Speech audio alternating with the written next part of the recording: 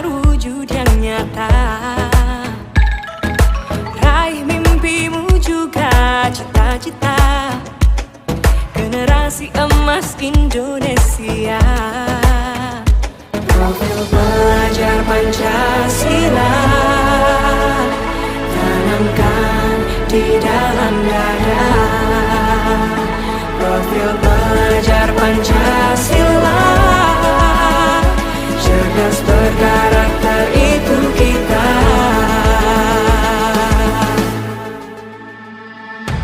Beriman dan bertakwa pada Tuhan yang Maha Esa,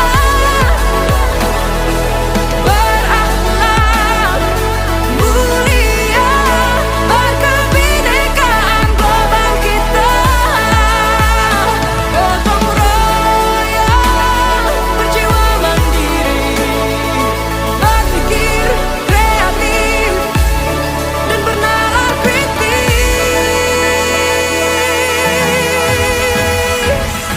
Perbedaan bukan suatu halangan untuk kita saling bergandeng tangan.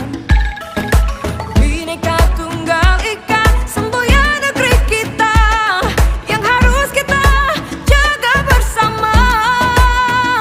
Profil pelajar Pancasila tanamkan di dalam dada. Profil pelajar Pancasila, cerdas berkarakter itu kita.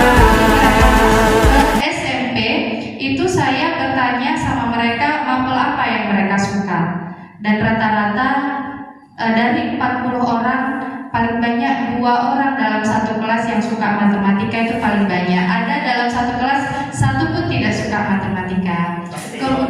Kenapa? Iya betul, PJOK yang mereka suka. Rata-rata berarti anak kita kinestetik kayaknya. Kemudian saya juga bertanya alasan mereka kenapa nggak suka matematika, yaitu rata-rata pasti mereka bilangnya sulit, susah. Nah terus saya tanyakan konsep dasar matematika itu kan di SD Kalibata kelas 7 dan kelas 8, kelas 9 masih K13.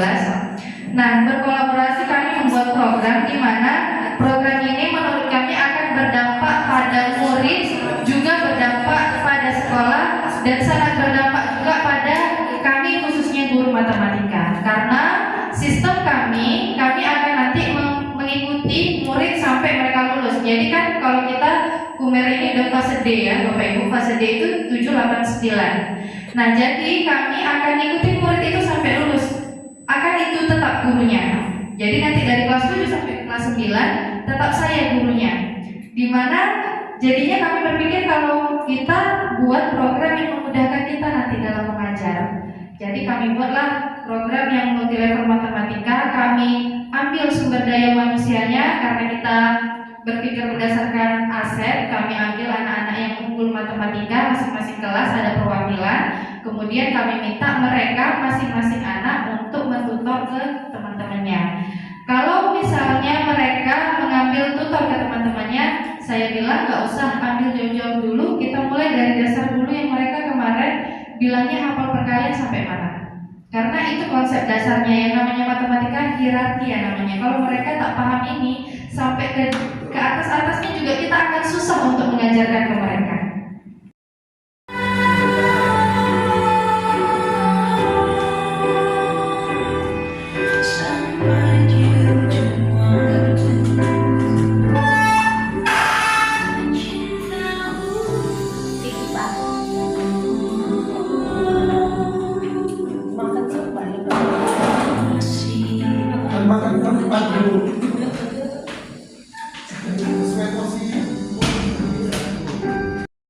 Jadi contoh konkretnya adalah kita mempersiapkan anak itu untuk Olimpiade 5, dan kebetulan untuk tingkat kecamatan anak kita meraih juara 2, sekarang dia akan dilombakan lagi untuk tingkat kota dan nasional.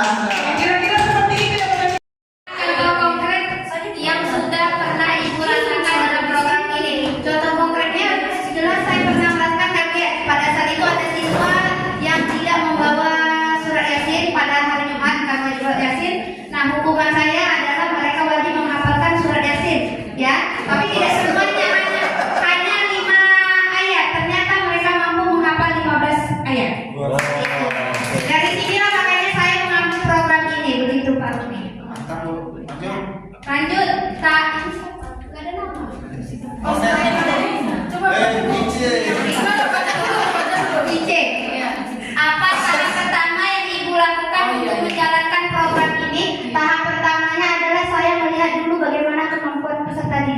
seperti itu. Ya kita kan ketika mengajar kita lihat-lihat dulu.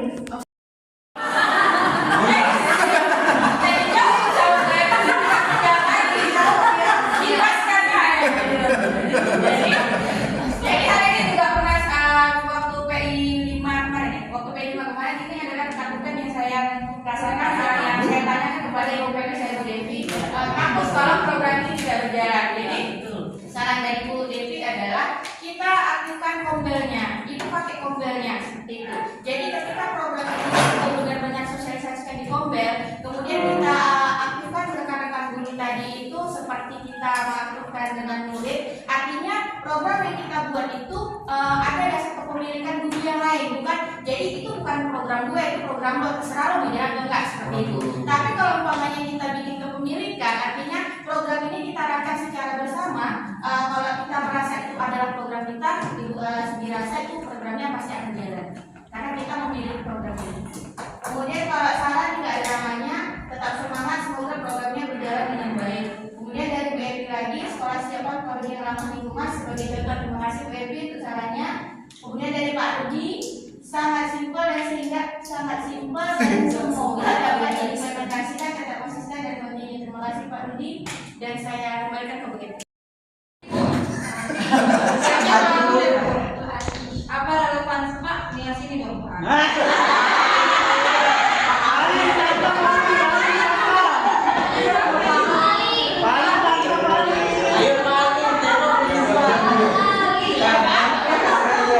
Apa relevansinya antara tanpa dengan percaya diri? Tentu ada Pak.